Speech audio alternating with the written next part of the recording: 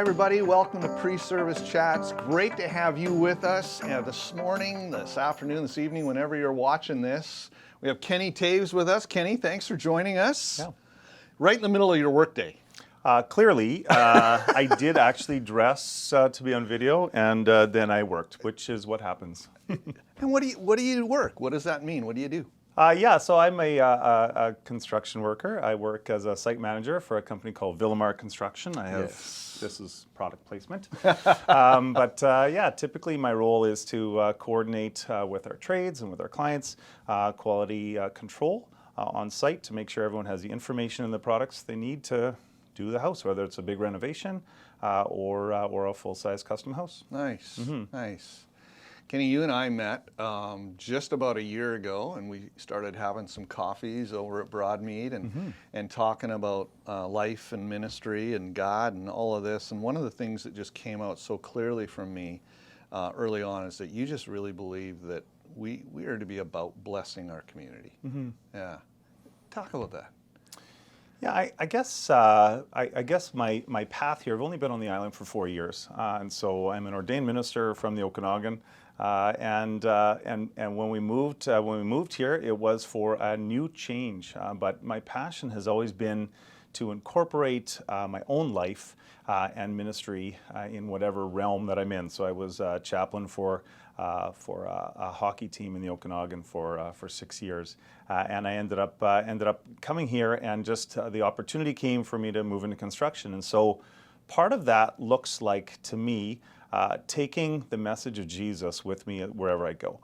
So I think the point that Jesus wanted to make when he came here was that he wanted to establish a kingdom, and a kingdom that was based on love.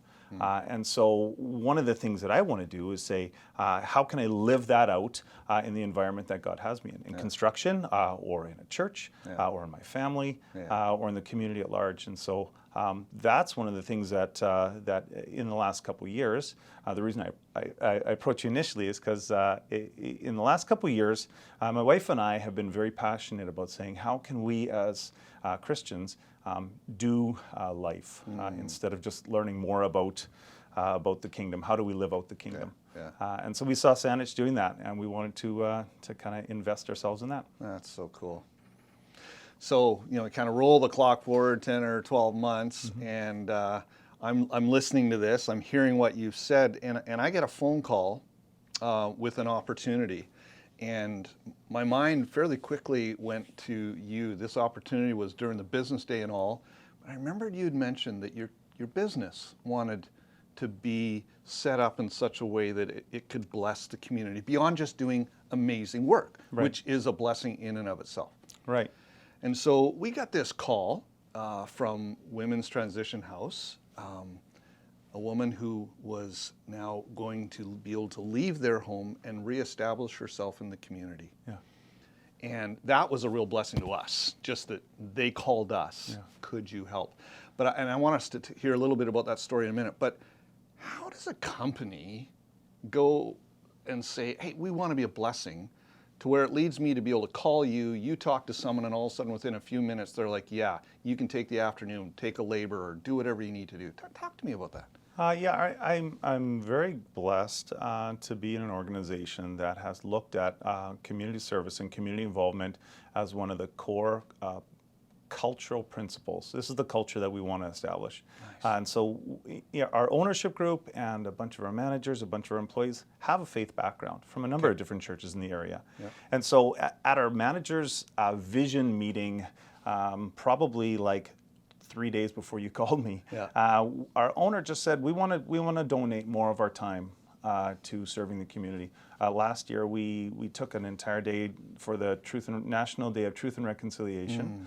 Our company sent half of our employees to the sale to help them with their longhouse. I forget the name. Longhouse, I believe is what it is. Yeah. And we helped them there, and it was amazing. It was like working alongside them. And so this has just become part of the culture. So you called me with this opportunity, and my immediate answer was yes. Let me just talk to my owner. Yeah, good call. But yes, it's going to be yes. So I called the owner, and he says, yeah, take whoever you need. Take the afternoon. Is there anything else that we can do? and because that is the culture, the people at Villamar, and I feel like well suited to be there. Yeah, that is so cool. So let's go to that scenario. It's in an afternoon, and you're there to kind of help with the transition, just of some physical stuff. Maybe just tell us a little bit about the experience. Yeah, first of all, let me just say I was really humbled to be able to be there, knowing that this lady who's there is in the middle of like a really traumatic transition. Yeah. And so part of me was like sad that a place like the Victoria Transition House has to exist.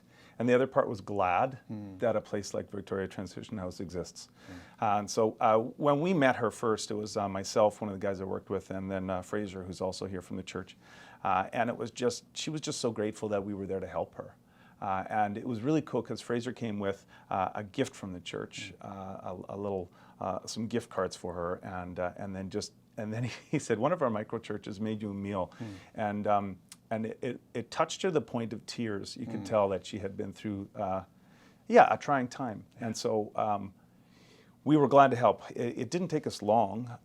She doesn't have a lot of stuff, but there was a local thrift store that donated all the things, and we brought it up and we set it up and encouraged her along the way. And all three of us, myself, one of my coworkers, and then Fraser, took some time to encourage her and just bless her on her next stages in life.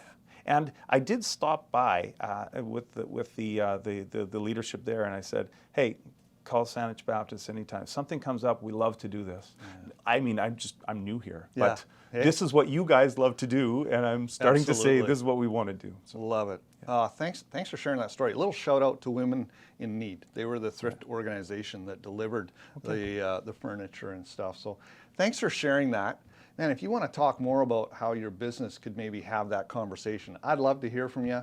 I'm sure Kenny would be happy to drink a cup of coffee on your dime as you ask him some questions, hey? For sure. Yeah. Thanks for joining us today.